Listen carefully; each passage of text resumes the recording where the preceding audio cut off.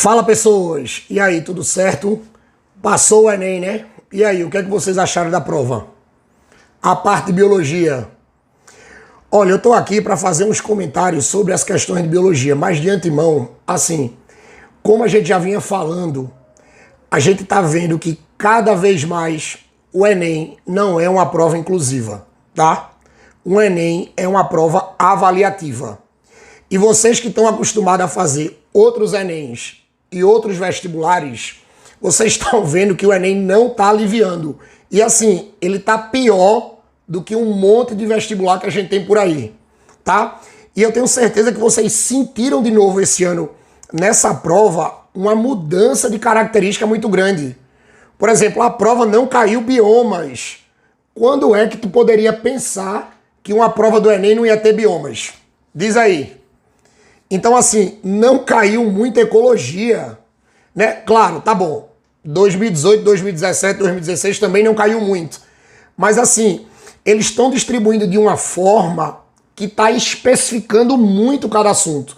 Então, assim, isso é outra prova que daqui para frente o Enem é um vestibular, como a gente já vinha falando há 2 anos, tá? Mas cada ano eles estão apertando um pouquinho mais, beleza? E assim, a gente teve questões, claro, se a gente pensar como professor, tranquilo, adorei a prova, mas a gente tem que pensar como aluno, né? E assim, não é só como qualquer aluno, você tem que generalizar o ensino do Brasil.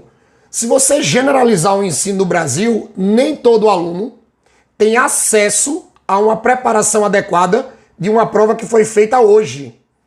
Tá? Que assim, a gente tinha coisas muito específicas, como eu também já tinha avisado aqui, a gente tinha coisas que, várias situações, problemas, que a gente tinha que interpretar dentro dos assuntos de biologia. Beleza, mas o problema é que eles estão escolhendo os assuntos com uma especificidade muito grande. Isso aí é um sinal que cada vez mais os alunos que vão fazer essa prova vão ter que se preparar mais. Beleza? E assim, e rezar para que eles controlem esse nível, porque daqui a pouco realmente vai estar uma prova com algumas informações de 3º grau que aí sai da mão da gente. Beleza? E assim, eu vou pegar uma fila aqui, porque eu tenho todos os comentários aqui para eu não sair com a prova na mão, tá? Mas assim, teve uma questão de esquistossomose versus vacina. Beleza, a gente já sabia que o Enem adora doença, tá? A gente sabe que o Enem gosta de verme. Mas caiu verme com vacina. Então, o aluno tinha que ter o conceito da esquistossomose, que a gente já esperava que ia cair, com o conceito de vacina da parte de imunologia, e você teria que dizer qual era o benefício que uma vacina da esquistossomose ia trazer para a sociedade. Então, assim, não é todo mundo que aprende esses assuntos desse jeito, tá? Então, assim, era uma questão de conceitos tranquilos, mas na hora que você tem que juntar, você tem que ter muito cuidado. Então, essa de esquistossomose e vacina é uma questão bonita. Agora, pensando como aluno, o aluno teve trabalho aí, porque você tem que juntar 2 conceitos para dar sua opinião. E a gente tinha distratores até fortes nessa questão. Eu tinha um cladograma de botânica, tá? Um cladograma de botânica, aí é tranquilo, porque assim é uma questão batida, aquela coisa da briófita, pteridófita, gimnosperma e angiosperma, e você tinha que marcar qual era a adaptação que ia dar exatamente o sucesso da implantação dos vegetais no ambiente terrestre.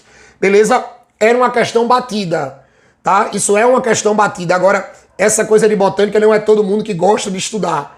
E lembrem que alguns anos atrás, ou até tem muita gente por aí que diz, botânica não cai no Enem. Cai. E caiu com a forma clássica. Beleza? Mas uma questão altamente técnica, certo? Depois iam ter um retrovírus, tá? Eu falei aqui em algumas questões de doença, eu falei das características dos vírus, e você tem que lembrar do retrovírus, que é aquele vírus de RNA que começa com RNA, volta a ter DNA para depois formar RNA. Beleza, até aí tranquilo, tá? Mas ele queria saber qual era o papel da ciência, qual eram os avanços que a ciência estava fazendo para a gente melhorar o combate dos retrovírus, ou seja, do HIV, que é o mais conhecido. Então, assim, o aluno, além de saber retrovírus, o aluno tinha que estar ligado com atualidades. E a gente sabe que num ano corrido desse, nem todo aluno tem tempo para estar agarrado com esse tipo de atualidade e nem todo aluno tem acesso a esse tipo de informação. A informação retrovírus até tá beleza, tranquilo, mas quanto a essa parte não. Então tinha que ter cuidado com isso, beleza? Depois eu tinha uma de osmose de fusão, transporte da membrana. Eu avisei que todo ano tem coisa de citologia, tá? E quando não cai citoplasma, como eles gostam muito de organelas, cai exatamente a parte de transporte das membranas. E eu relembrei aqui nas revisões a parte de osmose, que é transporte solvente, e a parte da difusão, que é transporte soluto. Lembrando que osmose e difusão são transportes passivos, aqueles que não gastam energia, tá? A gente tem que estar ligado. Uma questão aí boa, mas técnica. Se não soubesse o assunto, você não ia encontrar a resposta na prova. Depois eu tenho uma de rim artificial, tá? Essa questão foi ótima, porque ele pegou uma situação, problema, para perguntar a função do rim, tá? Então você teria que saber qual era o benefício, qual era o trabalho do rim artificial dentro do corpo. Aí para isso tu tinha que lembrar da parte de fisiologia, a função do rim, tá? Então assim, é uma coisa batida também, mas técnica, tá? Técnica, não é inclusiva. O cara tem que saber toda aquela partezinha, até porque tinha uns distratores fortes, que ele falava de hormônios e tal, aí é que misturava tudo. Tranquilo, não tava lá simples a resposta, mas tinha uma questão de fisiologia. Boa questão, tá? Mas para aquele cara muito preparado. Beleza? Quem lembre que essa prova é uma prova nacional e tem uma inclusão. Depois eu tenho aquela de duas espécies diferentes. Qual era a espécie que eu ia ter que implantar no ambiente, que é aquela espécie que tem mais potencial biótico, ou seja, uma questãozinha de ecologia, mas assim, não era tão fácil. Você tem que lembrar daquelas etapas de sucessão, porque a partir do momento que tu está implantando uma espécie para criar uma comunidade aí, é uma sucessão, e depois você tinha que saber qual era a melhor espécie. Aí tu tinha que lembrar que a melhor espécie é aquela que tem o maior potencial biótico. E tu tinha que saber que o conceito de potencial é aquela coisa da capacidade de multiplicação. Tranquilo? Então, assim, questão de ecologia, beleza, tá lá. Mas não é a prioridade, não era como vinha nos anos passados. Junção de dois conceitos aí que a gente tem que ter calma para responder. Beleza? Depois eu tenho uma de eritropoetina.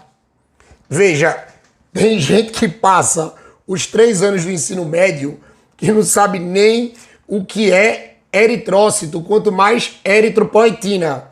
Mas, beleza, a questão estava dizendo que isso aí é um mecanismo de produção de hemácia. Mas aí tem até uma das questões de revisão que eu fiz aqui no canal que falava qual é o benefício de você aumentar a quantidade de hemácias. Ele queria saber qual era o benefício, porque a eritropoetina, ele falava na questão que aumentava a eritrocitopoese. O que é a eritrocitopoese? É a produção de hemácias. Qual é o benefício que o corpo vai ter aumentando a quantidade de hemácias? É aumentando o transporte de oxigênio, porque lembrem que hemácia produz hemoglobina, então aumenta a produção, aumenta o transporte de oxigênio, e aumentando o transporte de oxigênio você tem o aumento da quantidade de ATP. Questão linda, tá? Eu achei massa a questão, mas uma questão complicada, tá? Você tinha que ter um pouquinho de maturidade para interpretar todo esse passo a passo aí, e principalmente essa coisa de eritrocitopoese, tá? Que é a produção de hemácia, que muita gente só vê lá na hematologia quando tá dentro da faculdade. Então uma questãozinha que a gente tem que ficar ligado. Depois a gente teve aquela de ciclo biogeoquímico, tá? Mas assim, um ciclo biogeoquímico diferente, que falava daquela coisa dos restos de café no solo, o que é que isso ia beneficiar no soltando restos de café no solo, tá? E você tem que lembrar que esses restos eram decompostos, e a partir do momento que eles são decompostos no solo, eles aumentam a quantidade de sal mineral do solo. Principalmente aí um exemplo, a parte do nitrogênio, quando os decompositores liberam compostos nitrogenados no solo, que vão passar pelas nitrificações até virar nitrato, para aumentar exatamente o benefício da planta. Porque lembre que quando você elimina esses restos no solo, esses restos são decompostos, viram compostos nitrogenados, esses compostos nitrogenados fazem as nitrificações até virar nitrato, e esse nitrato vai ser absorvido pela plantinha. Que aí você pode dizer assim, ah, mas esse nitrato absorvido pela plantinha vai provocar o quê? Lembre que esse nitrato é matéria-prima dos aminoácidos da planta. Aí beneficia as plantas. Então, assim, ele não pegou o ciclo do nitrogênio de uma maneira propriamente dita, ou o ciclo de outro sal mineral. Ele começou de uma decomposição e você tinha que terminar essa decomposição e dizer qual era o benefício, tá? Não é um raciocínio fácil, tá? Para o aluno que tem todo o estresse, que ainda tem química, que ainda tem física, que ainda tem matemática, foi complicado, tá? Mas uma questão boa, mas pensando como aluno, uma questão trabalhosa, beleza? Depois a gente teve aquela de controle biológico, falando dos alimentos orgânicos, tá muito na moda essa coisa de alimentos orgânicos, aí que você faz o controle biológico não usando a parte dos agrotóxicos e tal, uma questão que dava para você resolver tranquilo, se você, agora assim, tranquilo se você tá antenado com a coisa do dia a dia, dos alimentos orgânicos, da importância, tá? Misturava um pouquinho aí de ecologia com atualidades, então a gente tinha que ficar ligado nisso aí. Tinha uma de competição, vê, essa aí é o seguinte, tava falando um termo, é essas coisas que eu digo assim, o Enem tem que tomar cuidado nessas coisas, falando de ladroagem. Vê, ladroagem é um termo, é um comportamento de alguns animais que vocês nem escutam na escola, que era aquela coisa da cutia. Agora uma questão bonita, né, que falava que uma cutia tem um comportamento, ou seja, tem um nicho ecológico de enterrar semente. Beleza, ela enterra semente. Mas a partir do momento que ela enterra semente, falava, ou quando a gente trabalhava com isso aí, que outra cutia podia lá desenterrar as sementes da outra e pegar as sementes da outra. Ou seja, um ladrãozinho.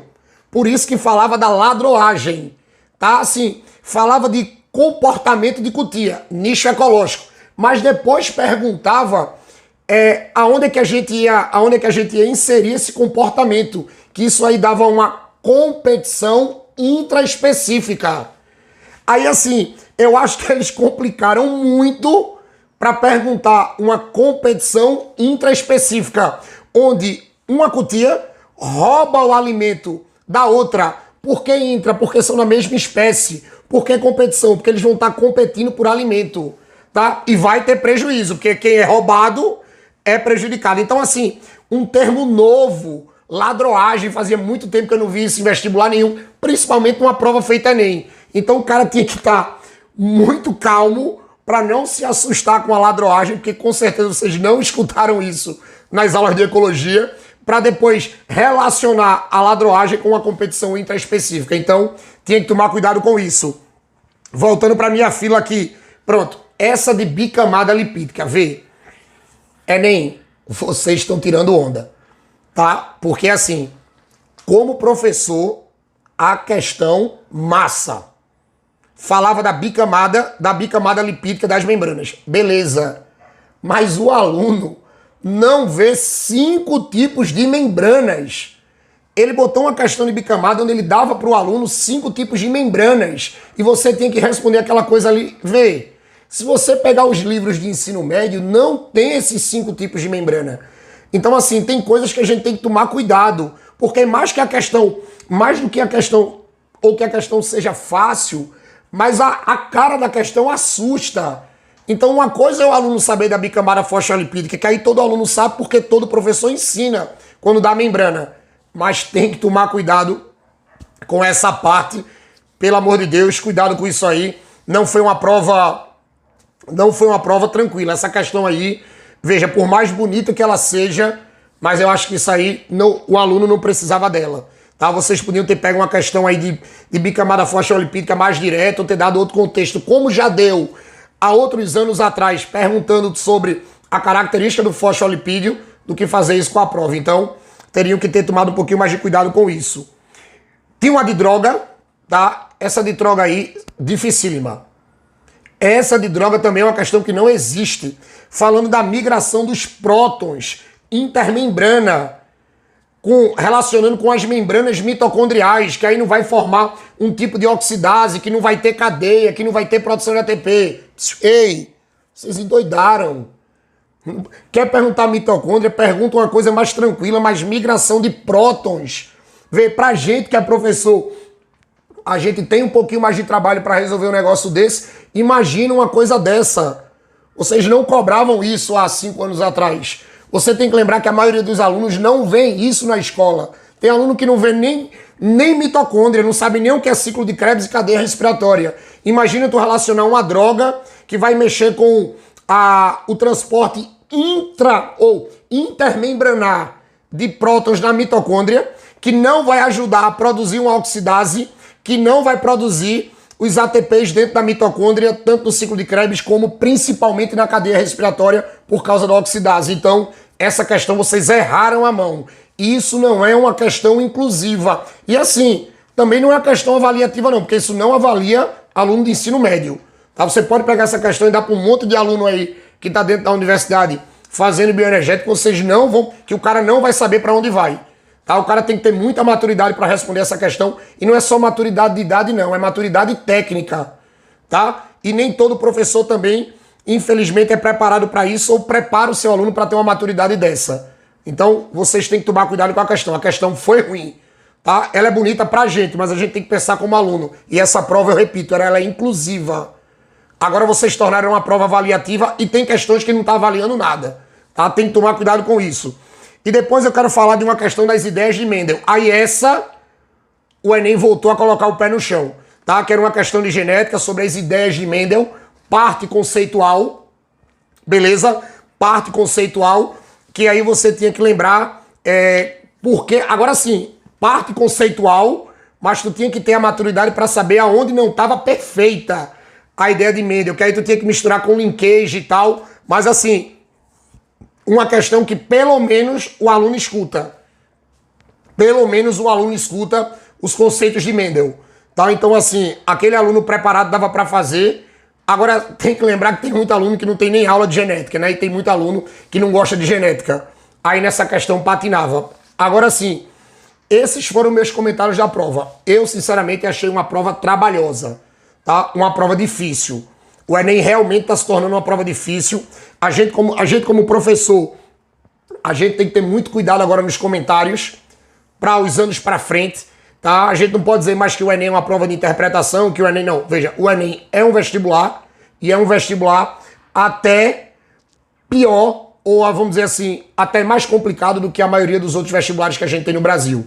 Beleza? Então assim, para uma prova a nível Brasil, que você tem várias realidades de aluno, várias realidades de preparação, isso não é mais uma prova inclusiva, é uma prova totalmente seletiva e está fazendo mesmo uma seleção natural, aonde o cara que, vamos dizer assim, nem mais preparado, porque a gente sabe que tem aluno que não tem recurso, mas tem vontade. A gente tem que tomar muito cuidado com aqueles alunos que, eu sei que muitos de vocês têm vontade, mas não têm recursos, tá? Então essa prova aí, ela não está beneficiando todo mundo. Não está sendo uma prova homogênea. Ela está sendo uma prova seletista para um pequeno grupo dentro de um país desigual que tem um ensino de qualidade e tem condições de ter uma preparação melhor. A gente tem que ficar ligado com isso. Beleza? Mas, no mais, desejo que vocês tenham se saído muito bem nessa prova, mesmo ela sendo assim, tá? E eu espero vocês em janeiro, se Deus quiser, com o resultado da aprovação de vocês. Beijo no coração. Quem não me conhece, entra aí no Cardume, porque aí a gente vai cada vez gravar mais aulas para tentar ajudar e tentar igualar as condições de todo mundo, tá? Porque essa é a nossa função aqui, quando a gente bota a cara no YouTube para gravar aula, porque a gente quer um ensino e quer uma competição de forma igual, beleza? E eu vou fazer de tudo para ajudar vocês, tranquilo? Beijo no coração de vocês, valeu!